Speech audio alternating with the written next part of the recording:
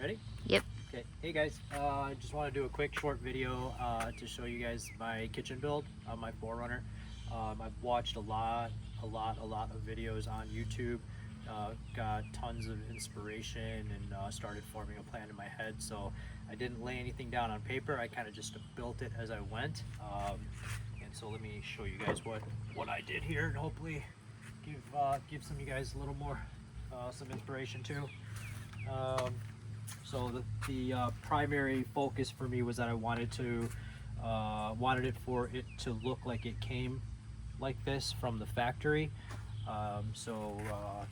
Carpet along the top of it, my polyurethane in the front to give it a cleaner finish to look.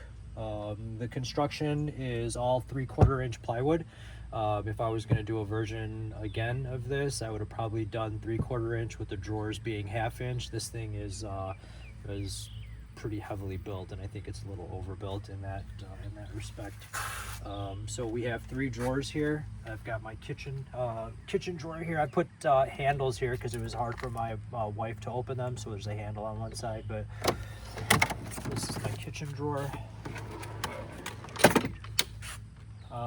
I've seen a lot of builds with guys using 500-pound drawer slides. For me, I think that's a little excessive. I'm not going to be standing on these drawers, so I went with 250s for the main drawer, and then the second drawer is on 125-pound slides.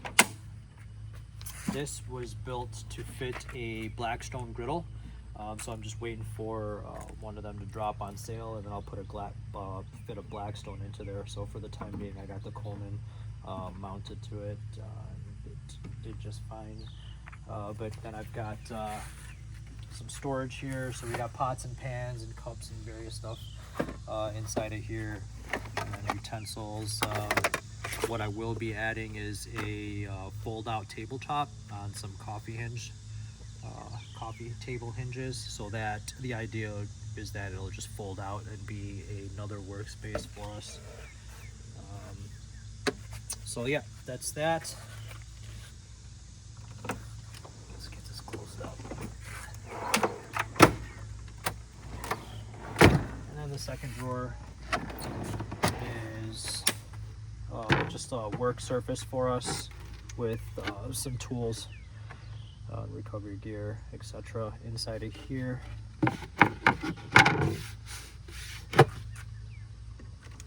We got cubbies on both sides. So we got the cam chairs packed in here, and I've got another space in here for just miscellaneous stuff. The refrigerator is on a slide that I found. I think it was on Amazon or eBay.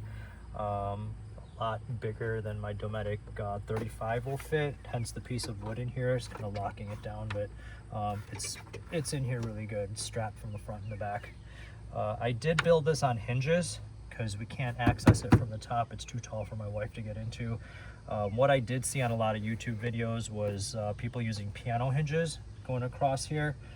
I didn't feel like those would be strong enough, so I actually went with door hinges. So I've got 4 door hinges in here, and it's built up, as you guys will see here as I slide this out.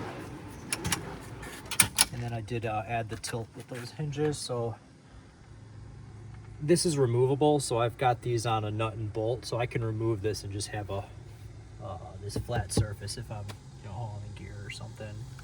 Put a spring here up at the back so the cord gets pulled back in when it retracts, but that'll easily give access to the refrigerator. The refrigerator is powered by a Blue Yeti. The Blue Yeti is located here in the back. I'll give you guys another shot of that, but it's a Blue Yeti AC 180. That keeps this refrigerator going. That's back here or up here.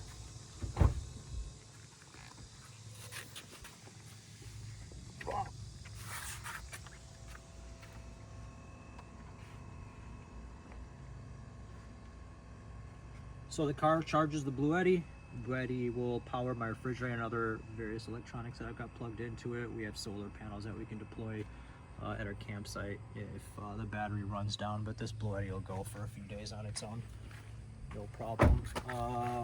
Some future additions, a couple things that we found is that we can definitely use some better access to charging, so I'll probably be putting a panel here that'll give us some USBs or a cigarette lighter port, a couple switches so we can turn on some scene lighting when we're cooking at night will be helpful. I'll probably put a compressor with an outlet over here, and then I'm also right now currently thinking about some water and how I can get on-demand water. I was thinking about doing that on the roof, but I've already got the rooftop tent and an awning going up there, and I'll probably gonna have a shower stall on it as well, so it's probably not going to work up there. So I'll probably end up putting a 5-gallon jug inside the car and then just running a pump coming out of here as a port as well. So yeah, so that's the build. Hope that gives some of you guys some inspiration. I'll drop my next video with a review on my roof rack and ladder. So that's it for now. Thanks, guys.